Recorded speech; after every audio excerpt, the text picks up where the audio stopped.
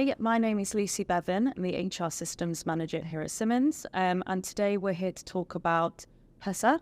I'm joined by Jonathan Newman, a Managing Associate, and Barry Gross, who is also a partner with Simmons. Why don't we just touch on the story of Passover? Well, the story of Passover is quite easy, really. It's the story of what's called the Exodus, which was the Jews being taken out of Egypt, led by Moses into the desert. Yeah, I feel like it's quite a commonly known festival in Judaism as well. It spans across lots of religions also know about it. And in terms of the traditions, so we have the Seder. Happens for the first 2 nights of Pesach, and traditionally it's a big family affair. So it's often intergenerational and lots of individuals around a table. So for me, I'm from a relatively small family. There were only 6 of us. It was my parents, my sister, and my grandparents.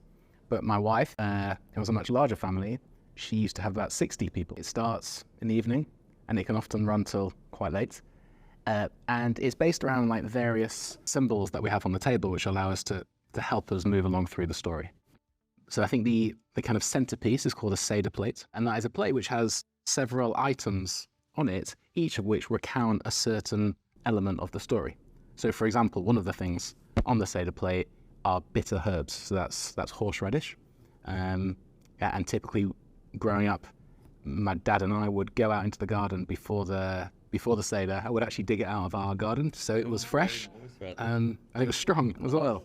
And the intention behind horseradish is it's a symbol, a very physical sensation to remind you of the bitter times. One of the other things on the Seder plate, haroset. So it's a sweet kind of, it's a paste in some ways. My family comes from a Middle Eastern background, and our haroset is made of dates. So that's kind of one of my roles. Yeah, almost similar. The haroset recipe in our family has been passed down from one generation to the next. The generational thing is a really, really big thing. It is how that tradition has been passed down. And it's amazing how it stayed the same, because it is all about audiovisual, and it's all about the children. And the whole purpose of the Seder is educational. One of the songs that the youngest person at the table will sing is the Manish Tana. I actually have to sing it this year, the first time, and my younger brother usually sings it. So that will be a first for me. My husband's very excited. It's fun. Everyone always gets the giggles and joins in. What would you say your favourite parts of the Seder experience are, apart from when you actually get to eat? I have loads of great memories from Seder nights, just because it's a time that the whole family gets together. And inevitably, just through its nature, children are encouraged to ask questions. Adults are encouraged to answer them. And I find that as I used to grow up, the Seder would get more sophisticated. So over time, kind of my memories have changed, but probably my consistent abiding memory relates to a song called Dayenu. And that's a song which has a number of verses to it, and there's kind of a repetitive chorus. And in our family, it's a tradition when he gets to the chorus to take spring onions. And so we'd all have kind of like a bunch of spring onions. And when he got to Dayenu, every chorus, you'd run around the room kind of going after your sibling or your grandma or whatever it is. I have heard of this one. I think my parents experienced once. They had some guests to Seder, and they asked for some spring onions. There's always somebody who comes well prepared for the Seder, and they'll smuggle in a leek. I know that big. I don't think I can pinpoint one aspect of the Seder that's the highlight. All my memories are just joyous. The Seder, it translates literally as order, because there is an order of things that a Seder is meant to follow. And Barry's actually helpfully brought in a Haggadah. And what Haggadah is it's a book that takes you through the order of the Seder. And so it takes you through each element of the story and each of the symbols that are required to fulfill the commandment of carrying out a Seder. Yeah, and in fact, at the beginning of the Seder, the order is written at the beginning of the Haggadah, and it's generally sung. It is very, very structured. So we've touched on a few of the delicacies, some of the traditions. How would you, as a family, prepare for Passover? We don't eat anything that's leavened, so anything which has had the chance to rise. So that means there are various prohibitions on food. So no bread, no pasta, the cake, but also there's a prohibition on owning anything which may be leavened. So it's not just a matter of not eating those foods or not buying those foods throughout the course of Pesach, but it's also making sure that you don't own any in your house.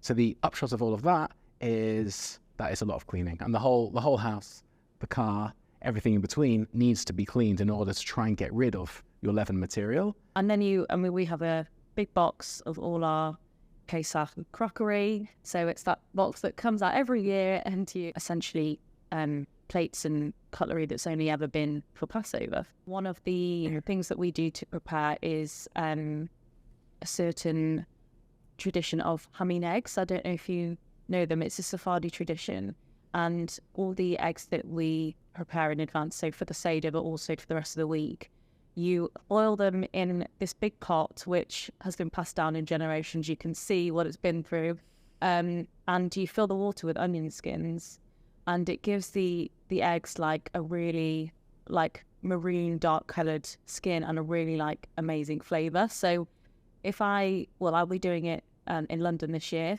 but it's one of those things that just instantly reminds me of childhood. I think every family has one or two of these unique things that they do. Every year I tend to take my kids matzah baking. So there are two types of matzah, as we all know. There's ones made by machine, which tend to be rectangular, and I'm probably familiar to most people see them in the shops.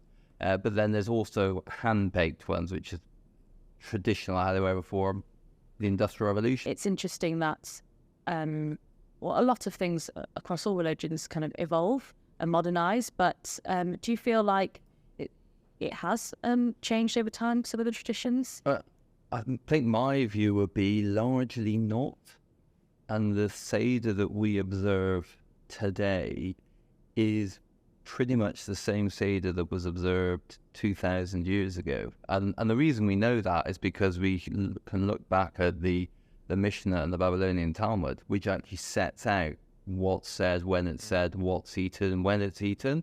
Yeah, I wholeheartedly agree with that. My dad has some copies of Haggadahs from early medieval times, so from Europe prior to the Spanish Inquisition, so mid-1400s, and the Haggadah is identical.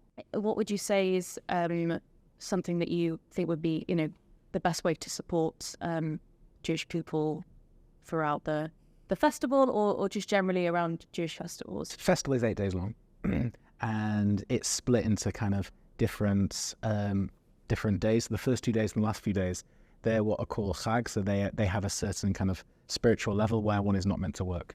So on those days, I don't come into the office, I don't do any work.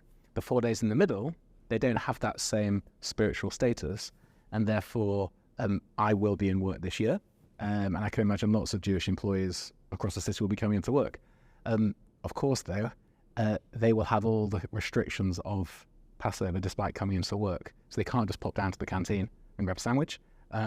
So I think there might be an element of people bringing their kind of matzah to work, but that's not a problem per se, and in fact I'd encourage anybody who sees that to kind of ask questions. I think it's also important to recognise that the Jewish day starts effectively from sunset. Yeah. So when we talk about a festival being for 8 days, it actually starts the English day before and then ends at nightfall. So that can have an impact. For those who observe Passover strictly, then you're not meant to do any work on Passover. And so that includes not turning on your laptop, not either looking at your phone or picking up your phone. So look, we work in a services industry. It's important to manage that in advance. So from a personal perspective, I'll be letting clients know that I'm not available those days, and also seeking cover from my colleagues to make sure that things are picked up that fall through. The personal bit is really important, and that's how you can relate to it personally. It is a national event, and as I said, it really is the creation, the coming into being of the Jewish people as a nation, and the start of their obligation, their relationship with God, and what that then means to us. What is our role in society? everyone is different. And we're different because of our race, and we're different because of our religion and our nationalities. But we are all human beings. And it is hugely important that we never forget, actually, regardless of where we come from, we have far more in common just by virtue of the fact that we're human beings than we will ever have that differentiates us.